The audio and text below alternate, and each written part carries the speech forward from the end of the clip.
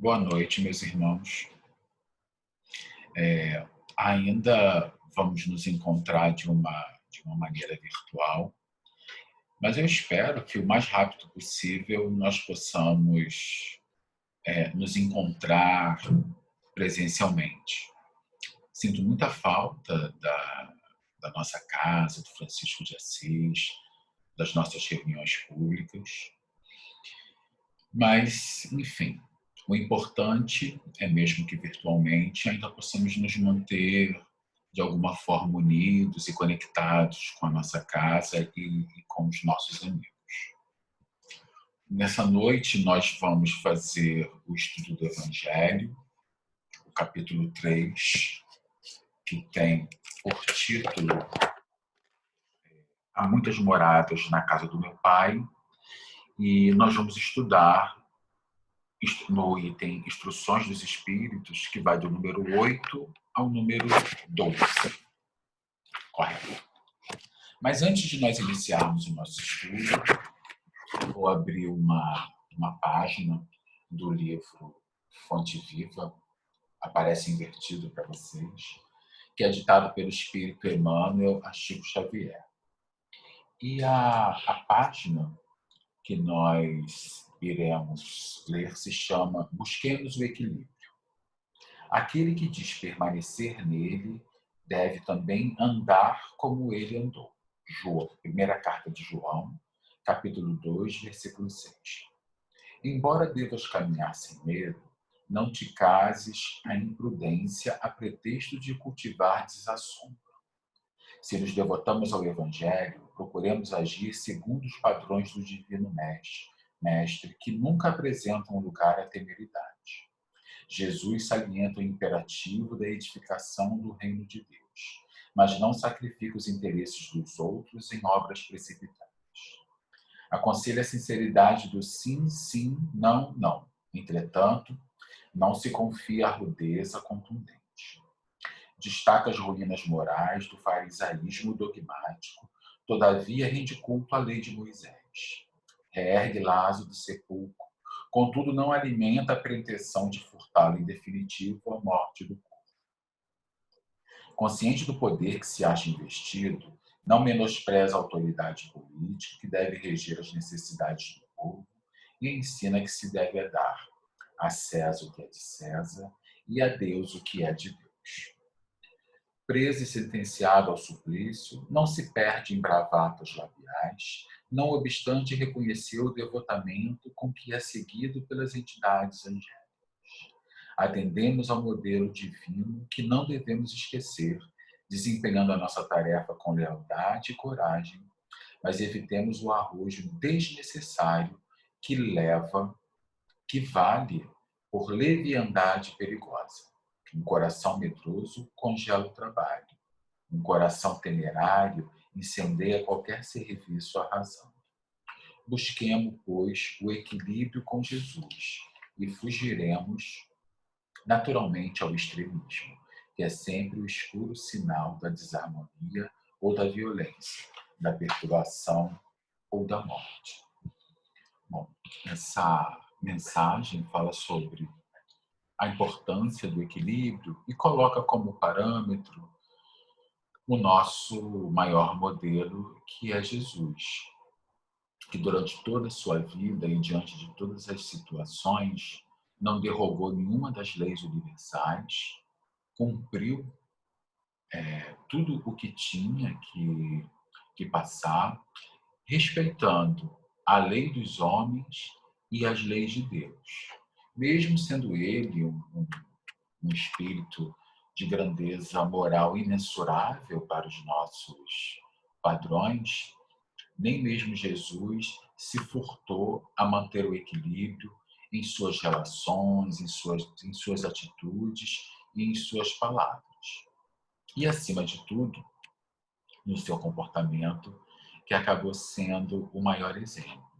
E devemos sempre ter em mente a importância do equilíbrio nas atividades que nós desenvolvemos na casa espírita, para que não causemos desarmonia ou que coloquemos o trabalho que a casa desenvolve em risco, ou por sermos muito arrojados, e ele usa a expressão temerários, no sentido de que nós colocamos em risco com o nosso comportamento, em alguns momentos irresponsáveis, algumas tarefas que são importantes, tanto para os nossos irmãos encarnados, quanto os nossos irmãos desencarnados. Então, vamos fazer a nossa prece de início, para em seguida comentarmos o estudo da noite de hoje. Senhor, nesse momento em que ligamos os nossos pensamentos até Ti, pedimos o Teu amor e a Tua misericórdia nos envolvendo.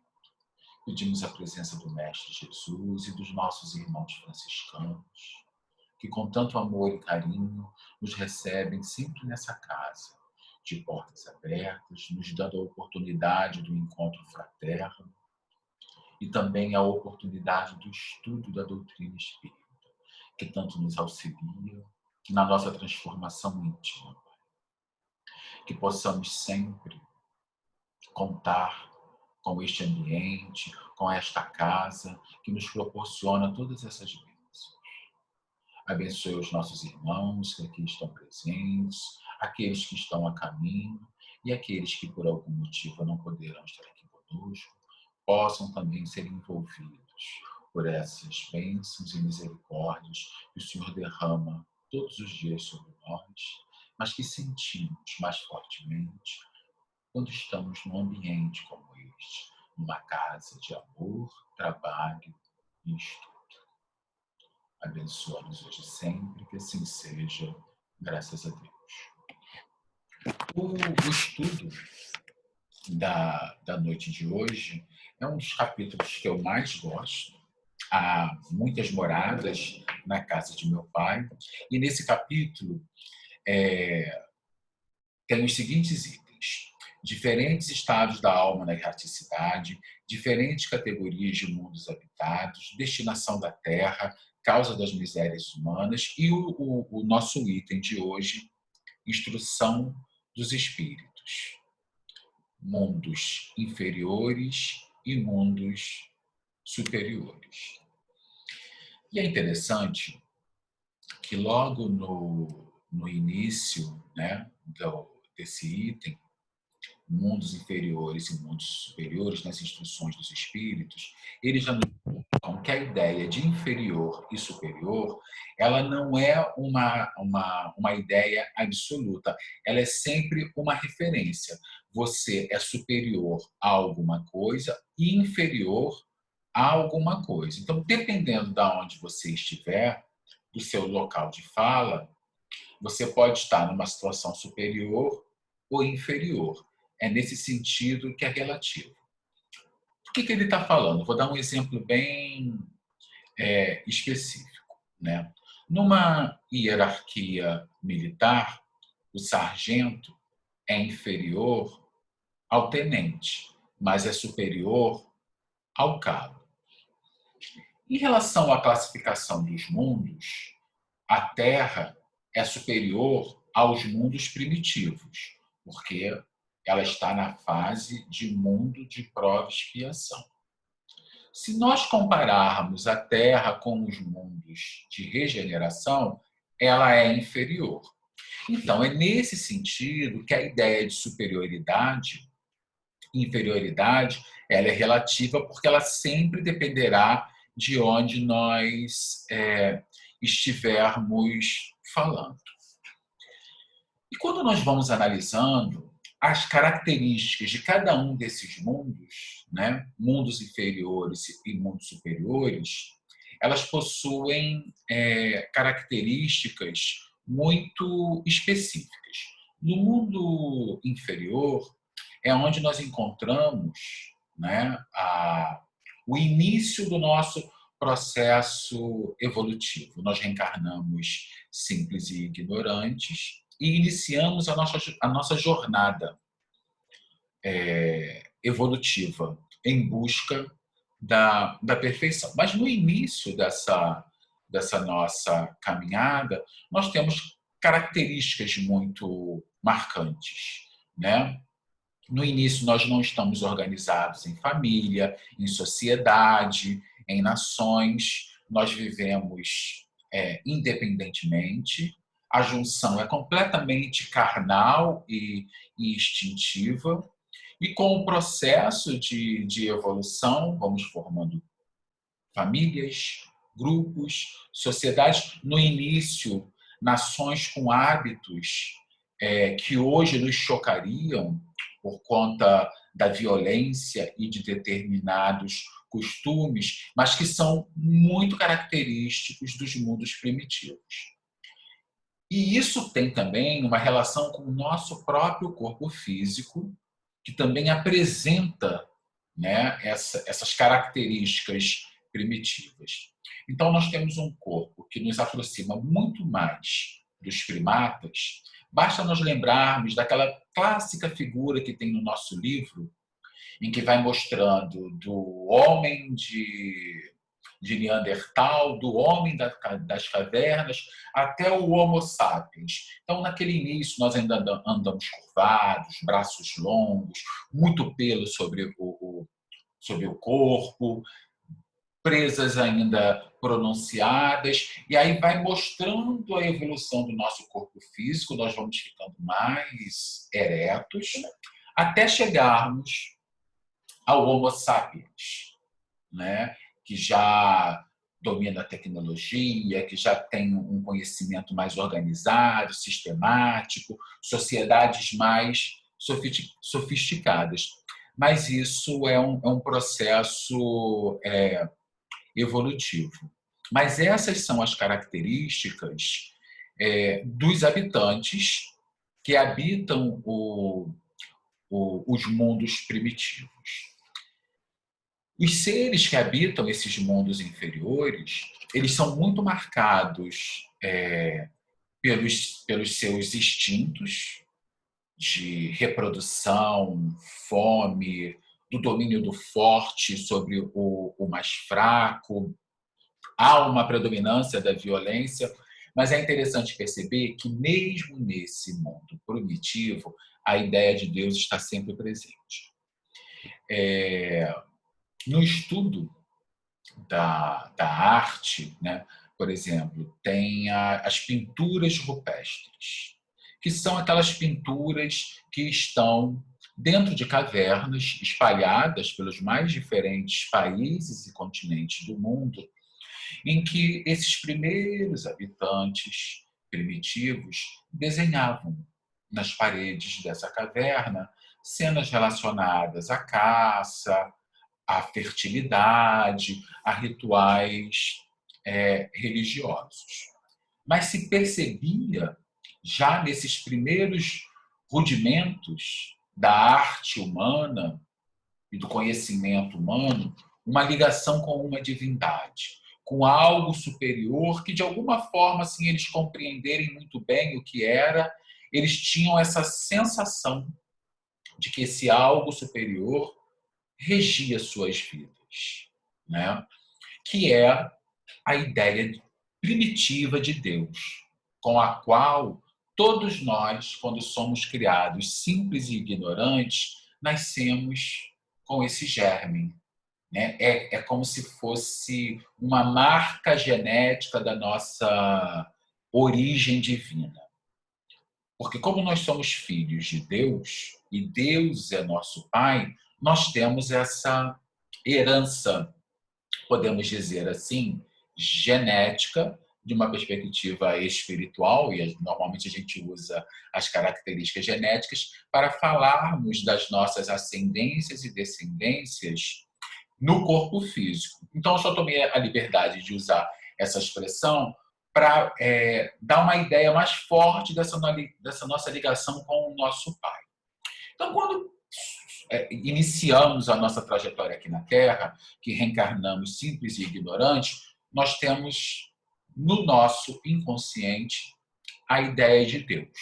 E vamos desenvolvendo essa ideia de Deus no decorrer dos nossos processos evolutivos no decorrer das encarnações, né? É como se nós tivéssemos essa vaga ideia de um ente supremo que nos protege, que nos rege e que, de alguma forma, dependemos deles, né? E nessa nossa caminhada dos mundos inferiores para os mundos superiores, mais elevados, existe um conjunto de classificações, né?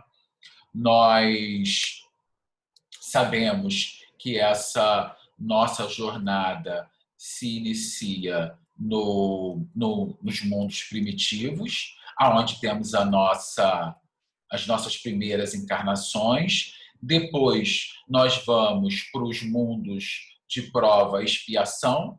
Esse nós conhecemos muito bem, porque é o mundo que nós vivemos, né? E aonde há um predomínio do mal sobre o bem e ainda muita violência, guerras. Depois nós temos o mundo de regeneração, que, pelo que sabemos, estamos passando por esse processo de entrada no mundo de regeneração, aonde as almas que ainda têm alguma coisa para expiar, né, em relação ao seu processo evolutivo, recuperam as suas forças para dar continuidade depois às suas jornadas. Depois vem os mundos ditosos. Qual é a característica desse mundo? Aonde existe o predomínio do bem sobre o mal, até que chegamos nos mundos celestes e divinos, aonde só existe o bem, né? E aí é quando nós somos espíritos perfeitos. Então, nós conhecemos essas 5 classificações genéricas: primitivo, prova, expiação, regeneração, ditosos, celestes e divinos. Mas provavelmente essas gradações, né, elas são múltiplas. E nesse nosso caminhar de processo evolutivo, nós vamos nos aperfeiçoando, tanto de uma perspectiva material, quanto de uma perspectiva espiritual. E quando eu digo material, eu não digo só do mundo externo. Enfim, do que eu estou falando de construções, de tecnologia relacionadas à ciência, à descoberta de remédios, enfim, de todo esse aparato, mas da própria transformação e evolução do nosso corpo físico para ir se adaptando à nossa nova condição moral. Porque a Terra se transforma, ela evolui, a natureza vive em constante aperfeiçoamento, e o homem, que também é um elemento constitutivo da natureza, vai passando por esse processo evolutivo até que, de alguma forma, ele esteja completamente depurado. E quando os espíritos nos falam desses mundos superiores, a gente tem até dificuldade de compreender como é possível, né, viver num mundo feliz, com as características que esses espíritos nos apresentam.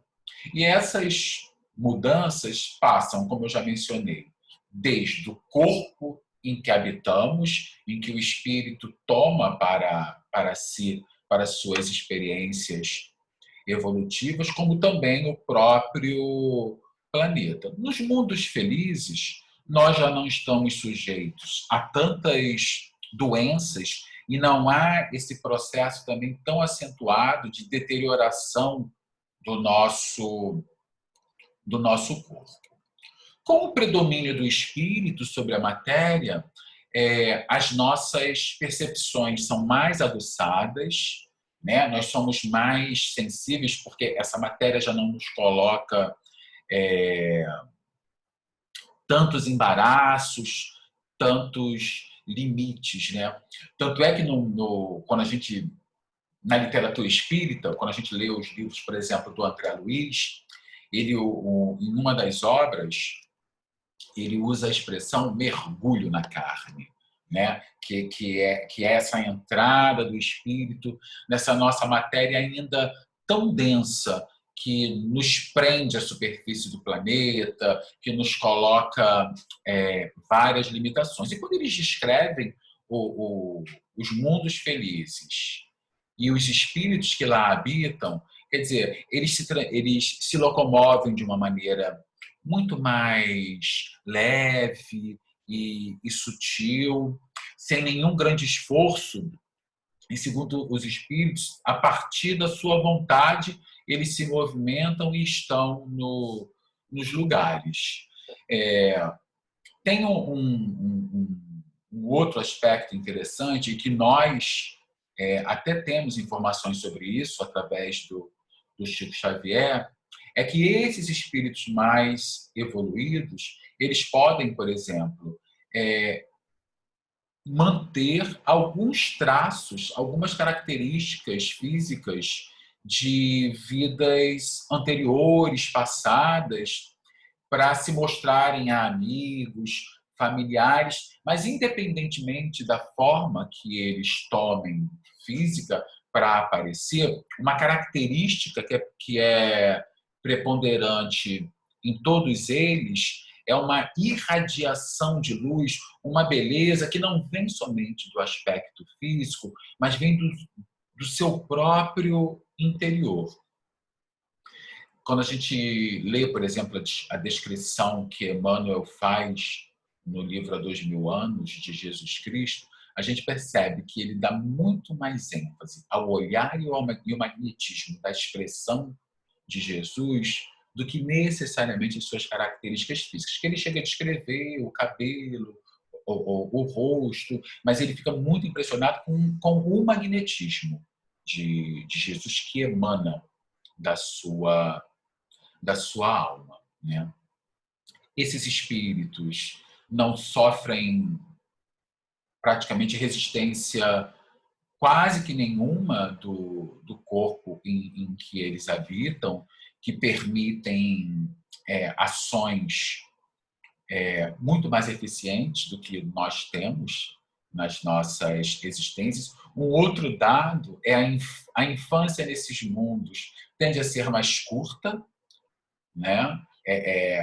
O espírito amadurece muito mais rápido e nós também não estamos mais submetidos à necessidade de tantos cuidados e angústias, porque um dado que os espíritos nos apontam é que quanto mais evoluído os espíritos, né, intelectualmente e moralmente, maior a expectativa de vida. E essa informação ela é interessante para nós quando nós realizamos um olhar retrospectivo sobre a nossa sociedade, sobre o nosso mundo. Nós vamos percebendo que a média de vida no nosso planeta, no nosso país, já aumentou muito. Então, hoje, a média de vida do brasileiro é de 75 anos. Em alguns países, ela é maior, né? Em outros países, ela é menor. Mas o que a gente sabe é que, de uma maneira geral, a expectativa de vida no mundo aumentou para todos, né? Uns mais do que os outros, mas todos tiveram essa expectativa aumentada. E isso só acontece dentro de um processo evolutivo. Então, uma prova concreta, né, de que, apesar de tudo o que vivemos, de todas as experiências que temos passado, saímos de uma pandemia e estamos nos confrontando com a possibilidade de uma guerra de proporção mundial. Então, mesmo dentro desse cenário, que a gente olha e pode nos parecer caótico, nós estamos num processo evolutivo, que é impossível de ser interrompido. Nós vamos continuar a avançar. avançando. E uma outra característica muito interessante é que a morte nos mundos superiores não causa esse espanto que nós aqui na Terra temos, né? Esse horror que a nossa sociedade ocidental, principalmente a sociedade ocidental, tem da morte. Porque o que acontece? Nesse mundo, esses espíritos que estão encarnados, eles têm a certeza absoluta da continuidade da vida. Não é uma questão teórica, filosófica. Não. Eles têm a prova concreta, certeza da vida após a morte. Então, em nada os assusta a possibilidade de desencarnar. É um processo muito mais tranquilo. E o próprio corpo, que é um corpo físico muito mais sutil do que esse nosso, não passa por aquele processo de decomposição muito característico do nosso mundo, né? Então, tudo isso é bem diferente. Característica desses mundos superiores. Não existem tantas doenças. As relações são sempre amistosas, não somente entre as pessoas, mas principalmente entre os povos, o que fica muito evidente que nós estamos bem longe, né, dos mundos superiores, diante do que nós estamos vivendo agora. Agora não, porque a Ucrânia e a Rússia é o problema mais recente, mas nós temos a questão da Síria e já tivemos do Afeganistão, do Iraque. Se a gente olhar direitinho, nós estamos sempre em guerra. Sempre em algum lugar do nosso planeta existe algum tipo de guerra, conflito armado, que diz muito do que ainda nós somos e do quanto que nós temos que evoluir. Nos mundos superiores, por que não acontece guerra? Porque essas sociedades não são mais pautadas pela ambição, pelo desejo de escravizar o seu vizinho para tomar as suas riquezas, para aumentar o seu território. Não existe essa relação dos mais fortes com os mais fracos, né? Dos privilegiados de nascimento. Só existe superioridade moral e intelectual. É isso que estabelece a diferença entre essas pessoas, mas é de uma maneira diferente do que é no nosso mundo. Porque a autoridade no mundo espiritual, ela é caracterizada pelo respeito de todos. As pessoas respeitam esses espíritos por reconhecer neles referências de ética, de moralidade, de trabalho. Então, as pessoas compreendem a superioridade, né? Um espírito que atingiu, antes dos outros, um determinado grau evolutivo. Mas é uma relação de compreensão e fraternidade, né? E aí tem uma frase muito interessante que eles dizem o seguinte: o homem não procura elevar-se acima do homem, mas acima de si mesmo, aperfeiçoando-se. O que acontece nesses mundos superiores? Qual é a principal luta que esses espíritos travam? Não é contra o próximo, é contra si, né? Aquela coisa que Jesus nos disse, né? Travar o bom combate, lutar contra os nossos vícios, os nossos erros, os nossos maus pendores, que vamos combinar, não são poucos, né? Cada um sabe de si. Eu não vou ficar aqui falando das minhas mazelas, só posso dizer a vocês que são consideráveis, né? Então, em vez de eu procurar superar o próximo, né? Tentar me mostrar superior a ele, ultrapassá-lo numa disputa de quem é o melhor, nos mundos superiores, a luta é travada consigo mesmo, né? O desafio é vencer a si para cada vez mais ser uma pessoa melhor. Qual é o objetivo? Conseguir chegar cada vez mais à categoria de espíritos puros. Só que isso não é esse desejo de aperfeiçoamento, ele não é um tormento, ele é um processo evolutivo normal, que faz com que esses espíritos estudem e trabalhem mais para chegar a esse ponto desejado. E isso passa pela fraternidade, pelo desejo de ajudar os irmãos, os próximos, né? Então, assim, o forte ajudando o mais fraco. E da perspectiva material, esses mundos são caracterizados por algo que também é muito interessante, principalmente quando nós olhamos para o nosso país e para o nosso planeta. Todos os habitantes desses planetas superiores, em maior ou menor quantidade, todos possuem aquilo de que necessitam para sobreviver.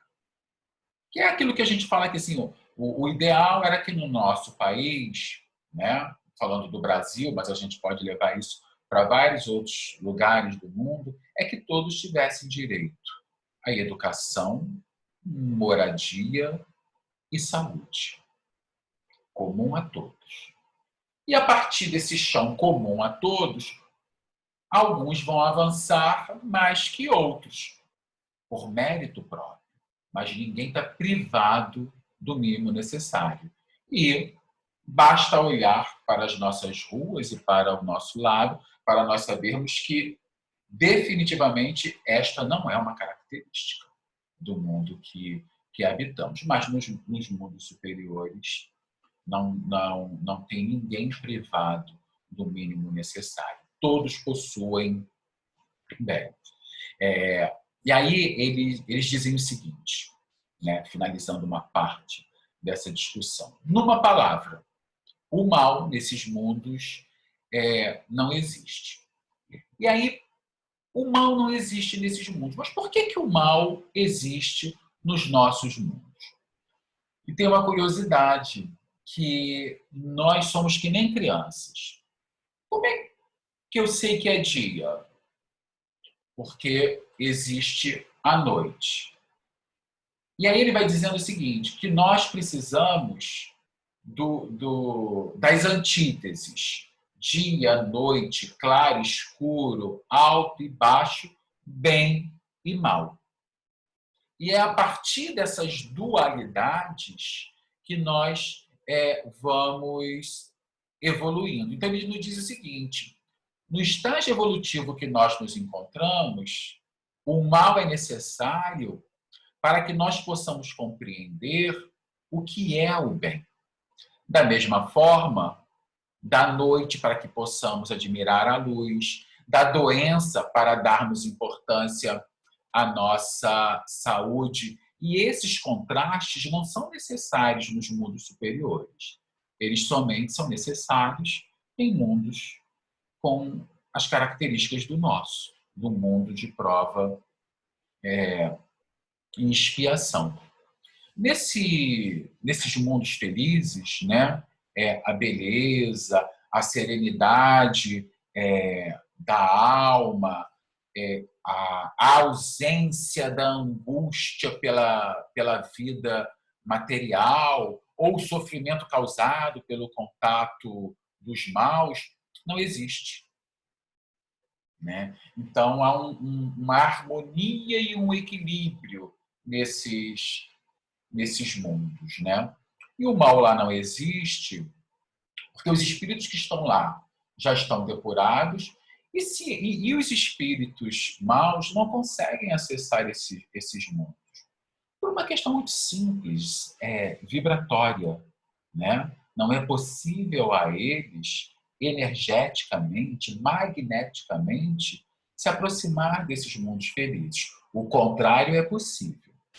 Espíritos puros, por missão, por amor por se sensibilizarem com as nossas dores e com a nossa grande dificuldade de evoluir, se propõem a vir aos nossos mundos para nos orientar, né? Nós temos aí alguns exemplos na história da humanidade de irmãos que vieram para nos impulsionar, sendo o nosso maior exemplo, que vem nos dizer o que é o amor, que vem nos dar a dimensão da paternidade divina, né? Em que nos apresenta Deus como Pai e não mais como um ser punitivo, vingativo e caprichoso, que é Jesus. Jesus vem nos dar a dimensão do amor. Ele vem revolucionar o mundo através do amor e nos aproxima de Deus quando cria essa relação de pai com filhos, com os seus filhos, né? E aí Jesus começa a criar essa nossa relação e essa nossa sensação de acolhimento com Deus. Nós, a partir de Jesus, nós vamos aprender a nos relacionarmos com Deus de amor, infinitamente misericordioso, mesmo que nós não sejamos assim ainda, né? Mas passamos a ser acolhidos por um Pai amoroso, que é Deus. Que agora, nesse momento em que vivemos, no mundo de prova e expiação, temos uma compreensão muito melhor de Deus do que quando estávamos no mundo primitivo fazendo as nossas pinturas nas paredes das cavernas, né? Estamos longe da perfeição? Estamos, mas também já nos distanciamos muito do mundo primitivo. E estamos na jornada, né? E um dado interessante, como não existe ninguém privilegiado na criação divina, porque a gente pode olhar com o espírito puro e não conseguir enxergar nele vestígios do que foi esse homem primitivo. Não é possível que em algum momento Jesus tenha sido um espírito reencarnando num corpo primitivo de um homem das cavernas, que Jesus foi submetido a todas essas vicissitudes. Quando a gente olha para esse ser sublime, né, o espírito mais evoluído que já teve entre nós, mas foi criado igualzinho a nós. O Pai é o mesmo e nos criou da mesma maneira. Só, né, que como nós mesmos vamos aprendendo na doutrina espírita, Jesus não é um privilegiado. Ele é um irmão mais velho que já trilhou antes de nós uma longa jornada. Mas é um irmão mais velho amoroso que toma conta da gente, né? Nos pega ali pela mão e ajuda o pai a nos educar, a nos dar bons exemplos para que a gente também um dia chegue, né, à perfeição e à evolução. Então, eu estou falando disso para que a gente possa entender que esses mundos felizes, ou os espíritos que habitam esses mundos, eles não foram privilegiados, escolhidos por Deus, foram criados à parte para terem uma vida melhor. Não. São filhos iguaizinhos a nós e passaram por tudo o que nós estamos passando. Claro que alguns vão mais rápido do que os outros, né? Mas todos têm que passar por sucessivas encarnações para que possam chegar até esses mundos. E aí eles nos dizem o seguinte: todos nós partimos do mesmo ponto. O ponto de partida é igual para todo mundo.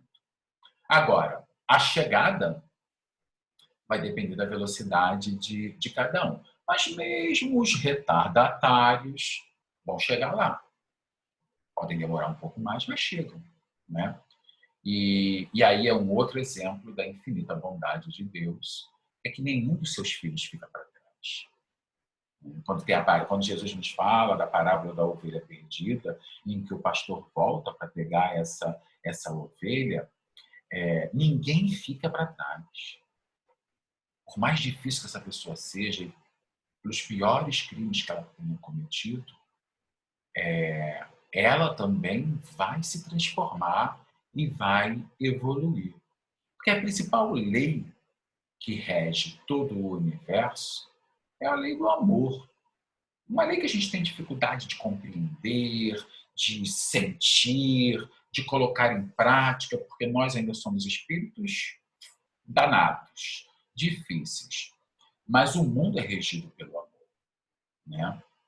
E é essa lei que afirma que todos terão as mesmas oportunidades e que todos chegarão no mesmo lugar, em tempos diferentes, mas todos chegarão ao mesmo lugar, e isso vai depender do esforço e do trabalho que os espíritos irão empreender no seu processo evolutivo. Nós sabemos, né, até pelos relatos das reuniões mediúnicas ou pelos relatos dos espíritos através dos livros psicografados, que muitos irmãos nossos ficam estacionados em busca de vingança, presos a obsessões intermináveis. Então ficam estagnados, não regridem, mas estacionam. Mas mesmo esses irmãos, num determinado momento, serão impulsionados pela lei do progresso. E mesmo sem desejarem, terão que caminhar, né? E que nós não fiquemos parados esperando a lei do progresso nos empurrar.